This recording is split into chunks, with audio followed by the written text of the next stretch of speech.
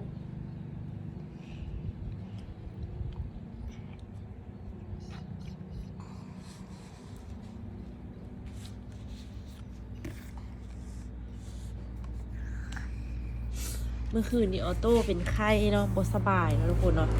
ไอแล้วก็มีน้ำมูกเนาะทุกคนเนาะแล้วตอนนี้ก็เป็นไข้คือกันเนาะเมื่อคืนออโต้นอนบ่ได้เนาะอีแม่ทายาให้เนาะอีแม่เอายาให้กินเนาะก็ออโต้ที่ถงตีคนละ4เลยเสร็จถงตีคนละ4เลยเนาะได้กินยาเนาะได้กินยาเนาะ